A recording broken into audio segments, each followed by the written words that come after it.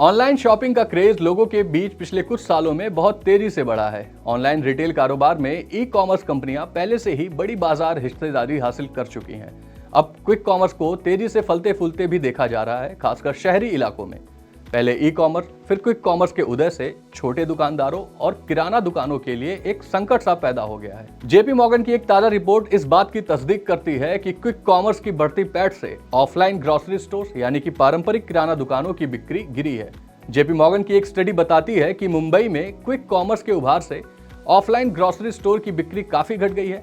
JP Morgan ने मुंबई के 7 इलाकों में स्थित लगभग 50 ऑफलाइन ग्रोसरी स्टोर्स का सर्वे करके यह स्टडी तैयार की है। सर्वे में शामिल 60% स्टोर्स का कहना है कि उनकी बिक्री कम हुई है। किराना दुकानदारों ने बिक्री घटने के लिए डार्क स्टोर के जरिए काम कर रहे क्विक कॉमर्स प्लेटफॉर्म को जिम्मेदार ठहराया है। जेपी मॉर्गन ने इस स्टडी के लिए मुंबई के ऐसे सब अर्बन इलाकों को चुना जहां क्विक कॉमर्स कंपनियों के 50% से ज्यादा डार्क स्टोर्स हैं।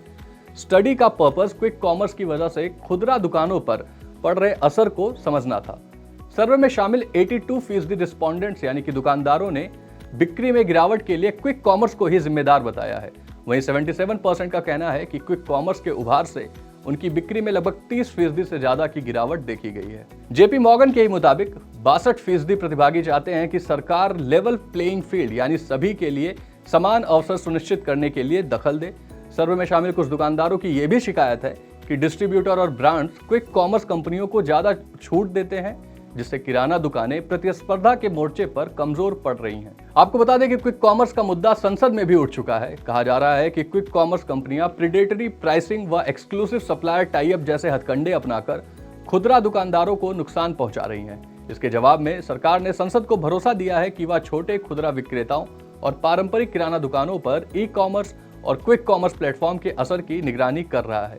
वाणिज्य एवं उद्योग राज्य मंत्री जितिन प्रसाद ने लोकसभा में एक सवाल का जवाब देते हुए बताया कि सरकार प्रीडेटरी प्राइसिंग और एक्सक्लूसिव सप्लायर टाई अप जैसी प्रतिस्पर्धा रोकने वाली गतिविधियों पर लगातार नजर बनाए हुए है। साथ ही समान अवसर सुनिश्चित करने के उपायों पर भी जोर दिया जा रहा है। All India consumer products distributor federation यानी कि AICPDF ने अपनी हालिया रिपोर्ट में बताया कि क्विक कॉमर्स के तेजी से बढ़ने के कारण करीब 2 लाख किराना दुकानें बंद हो चुकी हैं। इस स्टडी में यह भी पता चला कि बंद होने वाले स्टोर्स में 45% दुकानें महानगरों में थी यानी कि बड़े शहरों में थी। इसके बाद बंद होने वाले स्टोर्स में टियर 1 शहरों में लगभग 30%, वहीं टियर 2 और टियर 3 शहरों में लगभग 25% स्टोर्स थे। जोमेटो की Blinkit, Swiggy Instamart, Zepto, big basket, quick commerce space की ये सारी दिग्गज कंपनियां हैं। जेपी मॉर्गन की स्टडी में एक दिलचस्प बात भी सामने आई है कि क्विक कॉमर्स के उदय के बावजूद किराना दुकानें हाथ पर हाथ रखकर नहीं बैठी हैं। सर्वे में ही शामिल हुए 25% से ज्यादा प्रतिभागियों का कहना है कि उन्होंने क्विक कॉमर्स को टक्कर देने के लिए एक रणनीति भी बदली है। उन्होंने पैकेट साइज के साथ साथ अपने स्टॉक में डाइवर्सिफिकेशन भी किया है। होम डिलीवरी और बल्क डिस्काउंट की पेशकश भी ये दुकानदार कर रहे हैं। साथ ही ग्राहकों के साथ भरोसे का रिश्ता भी कायम कर रहे हैं। आपका इस पूरे मसले पर क्या कहना है, हमें कॉमेंट में जरूर बताएं। वह ऐसे ही इंटरेस्टिंग वीडियोस के लिए देखते रहें मनी9।